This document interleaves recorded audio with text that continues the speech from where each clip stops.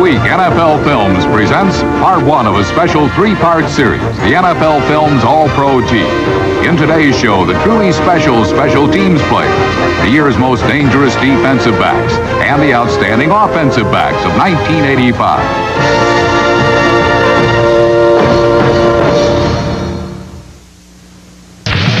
Hi, I'm Harry Callis. Along with Steve Sable, welcome to the first of a three-part presentation of the 1985 NFL Films All-Pro Team. Picking an All-Pro team has become a difficult and time-consuming task. No other league has as many teams as the NFL, and Steve, no other American sport has more players on the field at one time.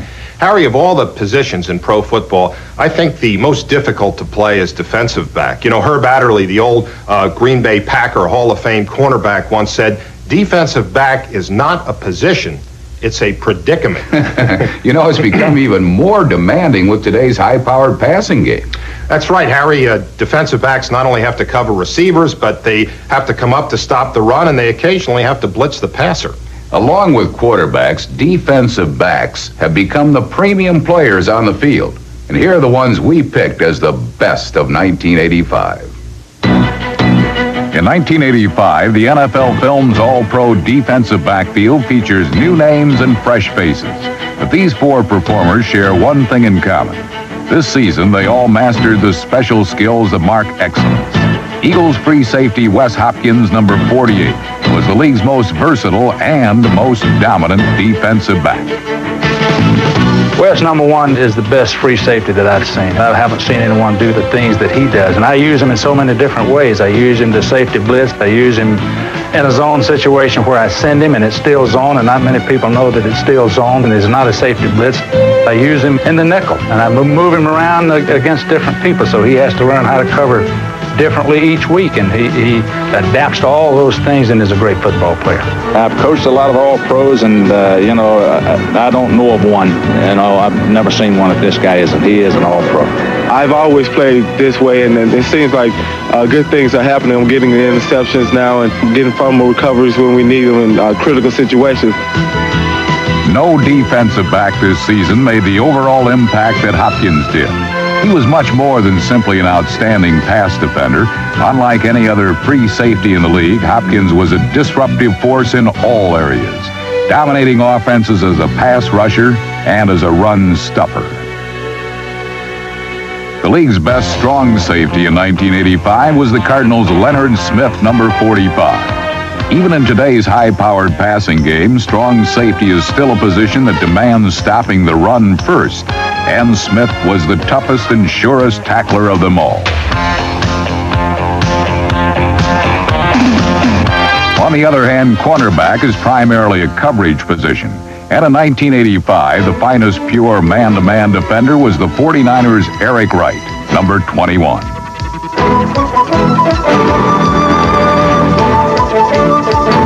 Wright was unique among the league's cornerbacks. Not only did he prevent big plays, but he went one step further. He shut down the NFL's top wide receivers consistently.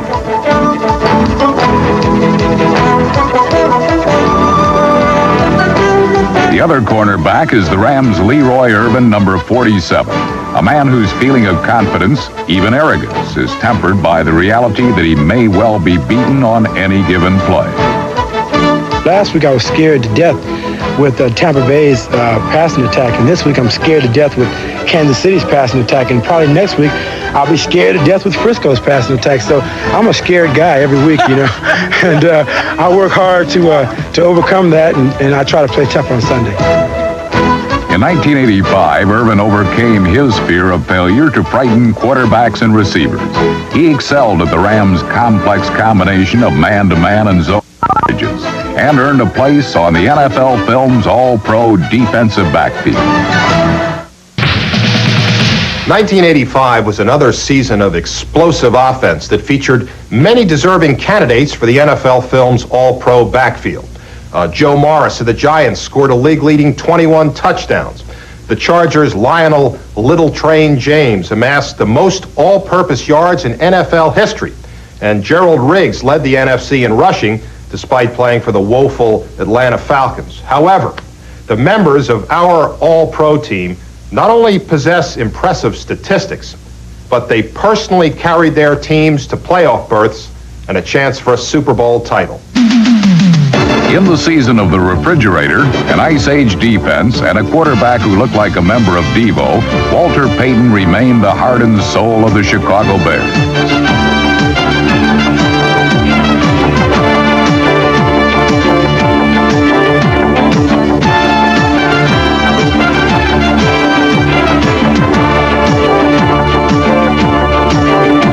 Number 34 totaled over 2,000 yards rushing and receiving and made the critical plays that paved the way for an NFC Central championship. Payton held the Bears together on the field and kept them loose off it. One day it was about 2 o'clock, and we were getting a couple winks in before the second practice, and Walter throws this firecracker, M80, this big firecracker down there and into the, I guess, window well, and it blew up, and everyone jumped up and started screaming because they thought the building was coming down, and you ran outside, and Walter's up there laughing. He's one of the greatest pranksters I've ever run into. He has a knack of walking behind you and pinching you in a very unusual place. And it doesn't matter where you're at. You could be on the dais of a banquet, you could be on the field or on the sideline or practice. That's his way of just saying hello. Walter's way of saying hello on a football field is not a greeting card, but a letter bomb.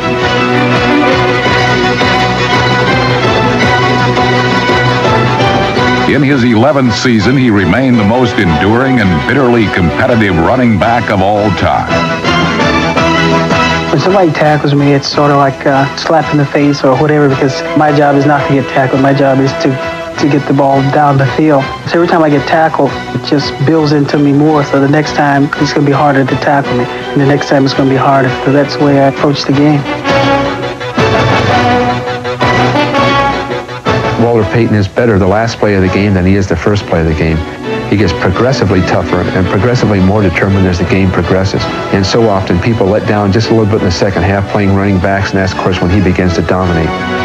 His ability to dominate the fourth quarter allowed Payton to become the first player in NFL history to rush for over 100 yards in 9 straight games. It is this unconquerable spirit that is the trademark of Walter Payton, an attribute that is also shared by the NFL Films all-purpose back. I think Roger Craig is probably the most underrated running back in the league, as far as I'm concerned. He does so many things very well for the 49ers. If you look at their offense, they talk about Joe Montana, they talk about Russ Francis, they talk about Dwight Clark, but Roger Craig, I think, is the key. Roger Craig used to be a minor planet in the 49ers' galaxy of offensive stars. But this season, as the team vaporized, he was in ascendance, becoming the first player in NFL history to gain over 1,000 yards, both rushing and receiving. And he accomplished all this with a distinctive high knee action running style that seemed a throwback to another era. It's just a characteristic of Roger's running. It's not necessarily related to some kind of practices or work that he's done on the side or in the off-season. He's a slashing type runner. So if we can develop plays in which the defenders are moving laterally, Roger starts laterally, then breaks back through that pursuit. We are taking full advantage of his ability. This course placed him in the end zone 15 times. And in the year when the 49ers zigged and zagged, Craig was the compass that led them straight into the playoffs.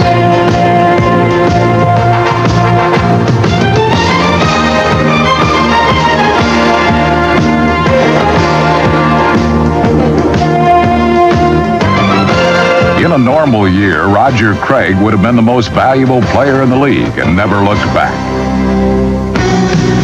But 1985 was not a normal year for the Raiders' Marcus Allen.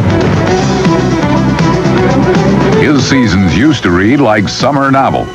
They were filled with exciting chapters and happy endings, but were somehow unfulfilling. To his many critics, he was a bestseller, but not a great author. I don't know what I'm doing. If a guy runs up, I try to avoid him. If I have no place to go, I try to run through him. But most of the time, I prefer to avoid getting hit. In In 1985, the holes in Allen's reputation were sewn closed. He still displayed the imaginative style that had more loops in it than the roller coaster at Seven Flags Over Texas. But more often, he took on tacklers like a bumper car.